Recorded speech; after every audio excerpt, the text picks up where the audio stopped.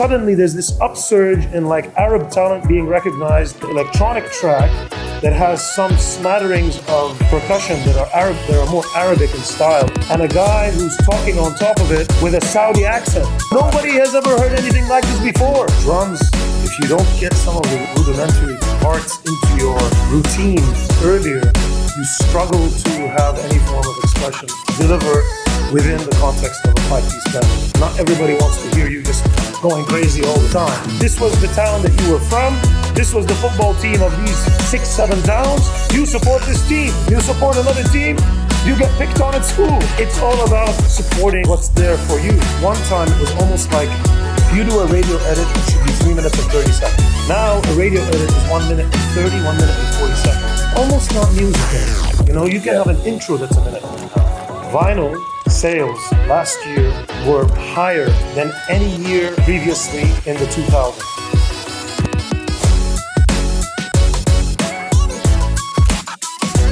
When you try to learn instruments, you start having a greater appreciation for what goes into it and what goes into music. And it's not just some guy who had an idea and just started playing a few chords and there you go, we have an album.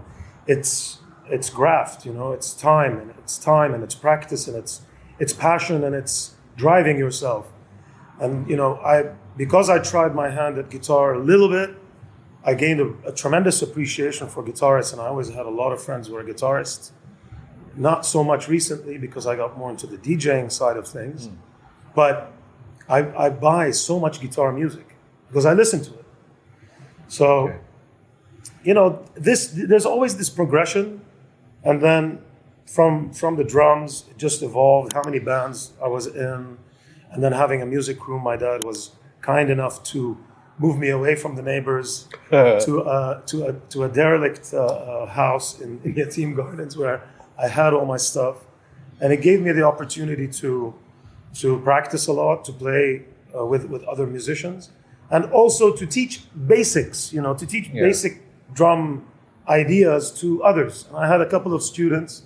Actually, one of them is living in Singapore, Andrea, and his son is now learning to play the drums. So there's some kind of, you know, there's a continuity. Evolution or continuity. Yeah, beautiful.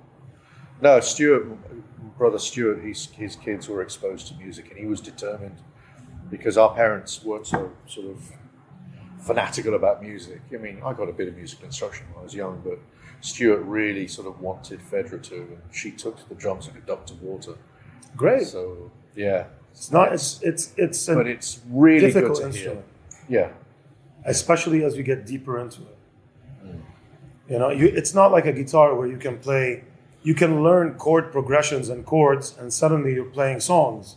Yeah. With drums, if you don't get some of the rudimentary parts into your routine earlier, you struggle to have any form of expression on the kit. You end up being very samey in your fills, in your, you know, in a way that a drummer can express themselves, not just in a groove that they play, but also in a greater context of a band. Yes. You know, what can you deliver within the context of a five-piece band? Not everybody wants to hear you just going crazy all the time, but how can you be delicate and flavorful? Yes. And if you don't have that background, you don't have it, you know. So I tend to feel that I'm still very much in my rudiments. Oh, okay. I don't believe that I have really achieved anything in the drums. Yeah. I'm still there. Oh, all right. Yeah. But but the philosophy's there, isn't it? It's about developing a taste. I think, and as you say, a flavor. It applies to drumming. It applies to mixing. Certainly, when I listen to stuff I used to mix, the stuff that I've managed to keep, you know, just commercial stuff that I was doing all the time.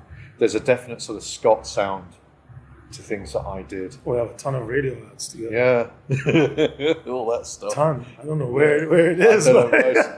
Most of it hasn't survived, to be honest. But I mean, it was there, and you know, it was Scott flavored. Now everything's digital. Everything's very, very pushed. The loudness war. Well, we all lost the loudness war. We all have to be loud. Yeah. You know what I mean? Yeah. So, and it's not just loud, it's loud as in top of mind.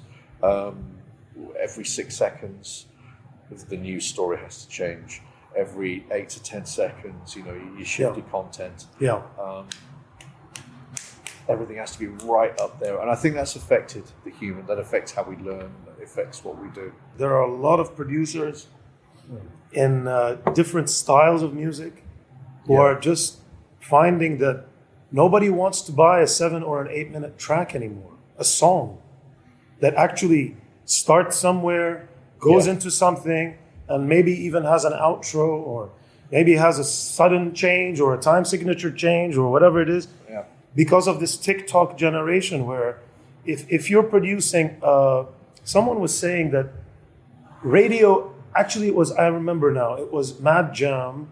He's a DJ friend, Ahmed Ajam in Lebanon, who was very big in Dubai for a long time. When Dubai was in its, I would say in its heyday. I don't think it's in its heyday anymore when it comes to this, to the scene, culturally, to the music scene. You're right. But he was saying that at one time it was almost like a clinical thing. If you do a radio edit, it should be 3 minutes and 30 seconds. That's a radio edit, and then that way the radio knows how they can program their shows, when they can drop in the advertisements and all of this kind of thing. Yeah. Now a radio edit is 1 minute and 30, 1 minute and 40 seconds. Yes. It's almost not music anymore. You can have an intro that's a minute and a half. So I don't know where that's going to take us. Perhaps there'll be a backlash where people will get, it'll go to 30 seconds. And people will say, okay, you know what? Now I want to make a 5 minute track. Haha, go figure. Yeah. So this is like everyone was saying, vinyl is dead, vinyl is dead. The CD, the advent of the CD.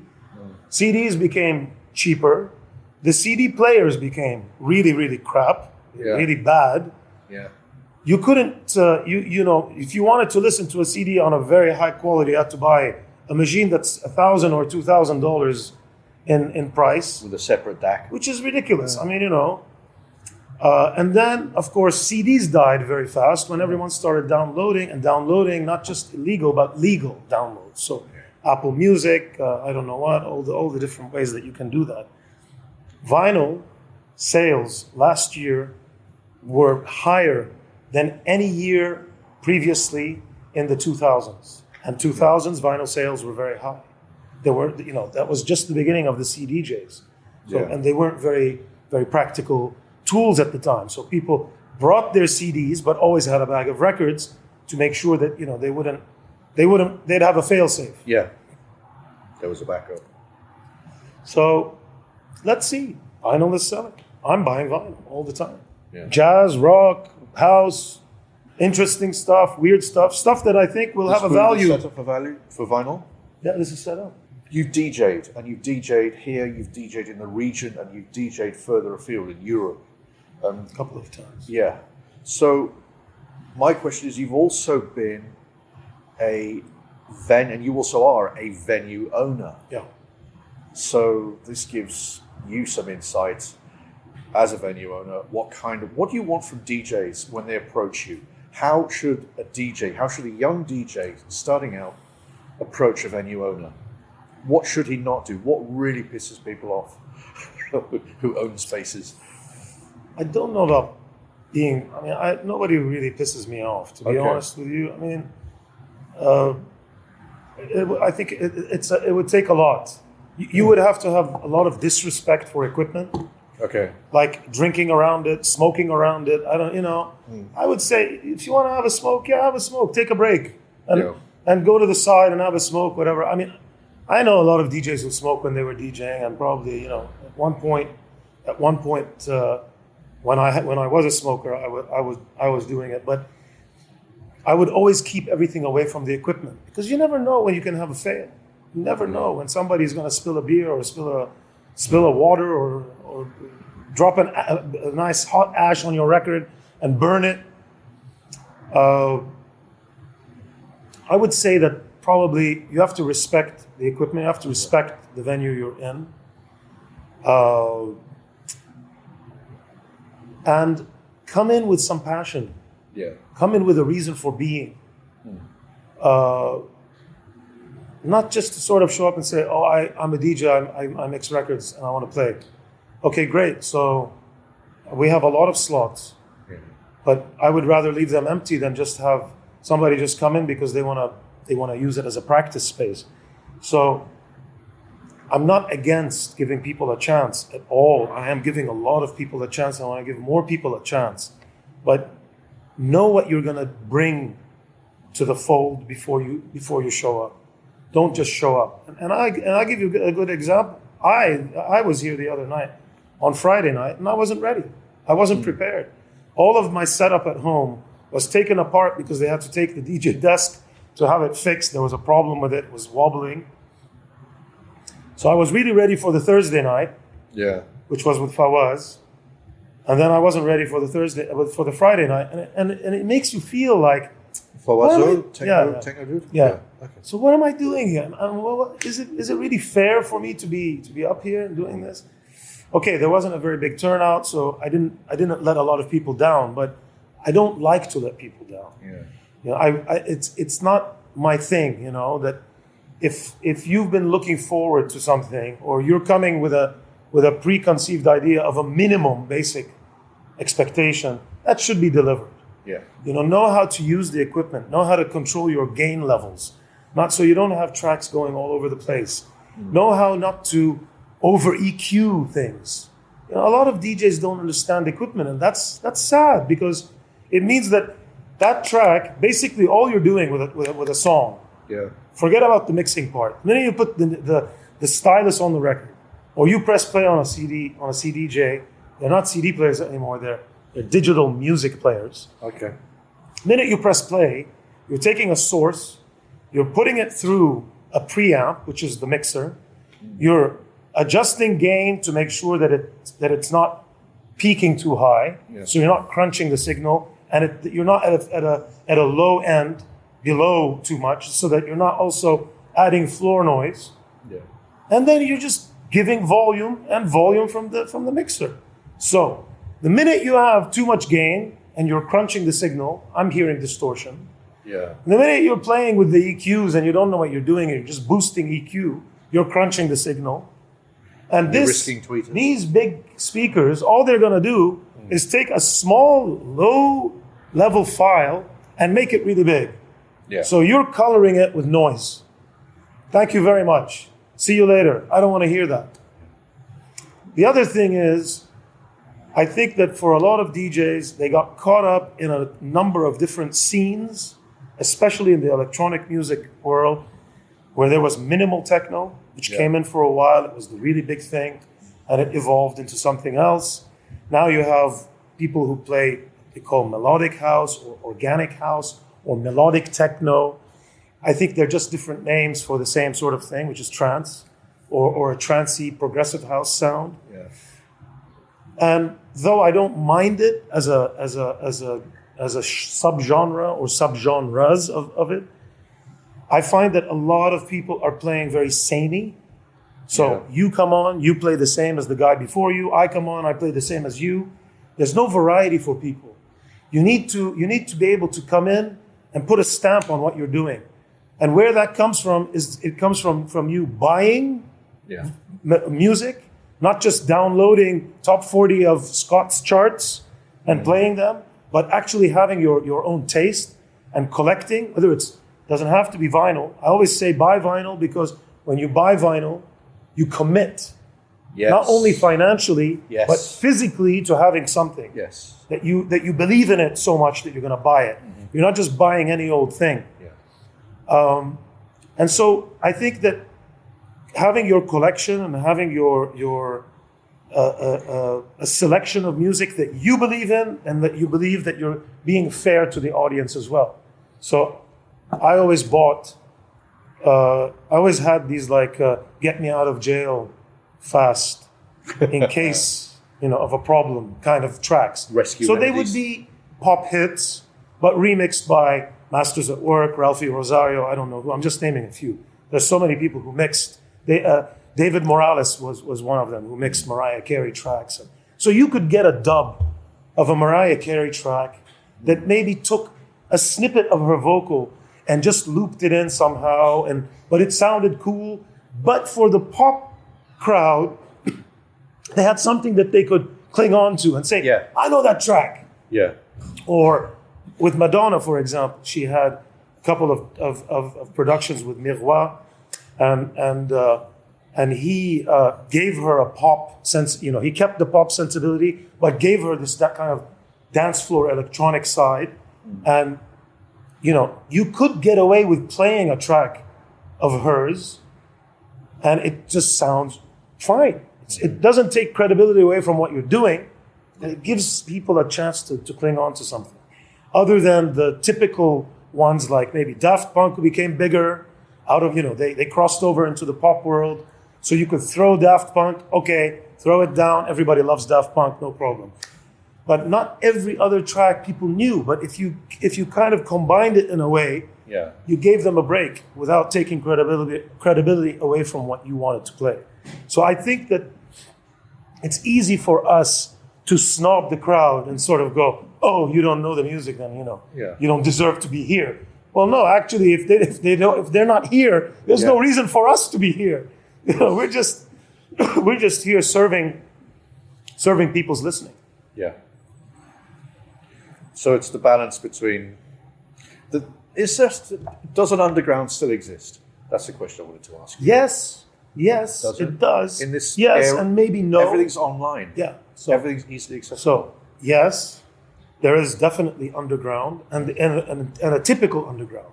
Yeah. Where it's smaller venues doing really left of center, right of center, above the center, below the center, everything other than the center. There are people who will always have projects where they have something to express that goes beyond the typical club, beyond the typical festival or the radio. Yeah. And there will always be venues where there's going to be a darker element, maybe, or a more intrigued element of people who will go. And those are places where you can end up being a bit of a snob. Yeah. Because everybody there is there for the same purpose. Yeah.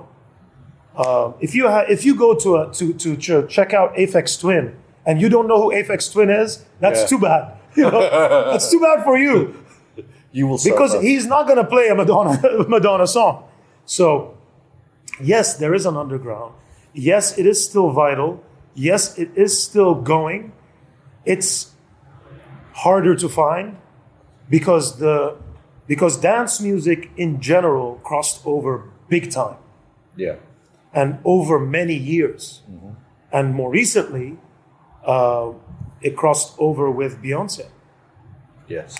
And that was produced by Honey Dijon and Luke Solomon, who's a friend of ours, or an old friend from the UK, and who many years ago, became involved with Defected Records and moved his record label in there, Classic. And this is a guy that I used to go and see with a very dear friend of mine, may he rest in peace, Kenny Hawks. They used to run a night called Space in Bar Roomba in the West End in London. This guy has graduated from all these different clubs and having record labels and underground music labels and deep house music labels, Music for Freaks also one of them. And he has done something unbelievable. They achieved the Grammy Award. So it really has crossed over. Yeah. Last year during Amsterdam Dance Event, I was privileged to be there with the Middle Beast team. They invited me to be on a panel.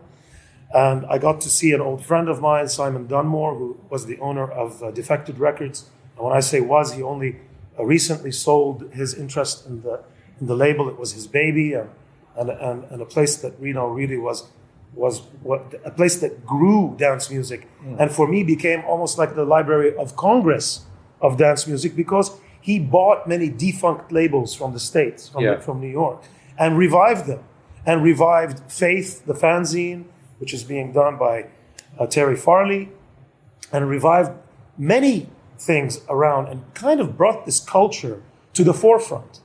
And Defected went so far, and then they came up with this concept called Glitterbox, and that took a whole new life of its own, which is more disco oriented, and brought many more people into the thing. So today, the kids that are growing up or the kids that are coming up into the clubs are familiar with a more commercial side of dance music. And they're also very familiar with the more techie side because of the growth of Berlin and all these other cities. And people travel and these clubs become bigger and bigger and bigger. The festivals become bigger. There's more electronic music in the festivals, less bands, unfortunately for me, because I think there should always be a balance. Yeah. But now DJs are playing in these big festivals and the kids hear it. Of course, also the advent of EDM, which I'm not a big proponent of necessarily, but EDM wasn't an umbrella for electronic dance music. It was a very specific style of commercial dance music, which was, what's his name, the Japanese American guy, Aoki?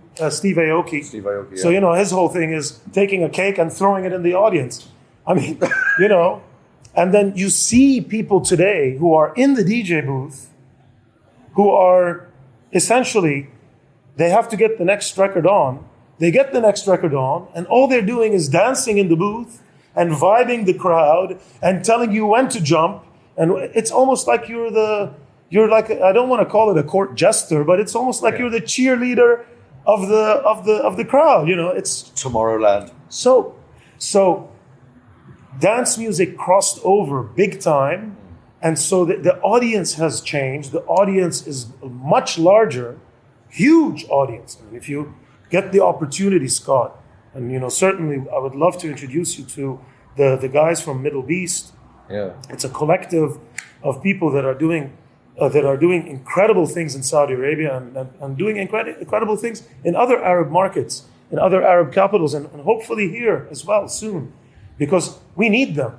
Yeah. There's no doubt about it.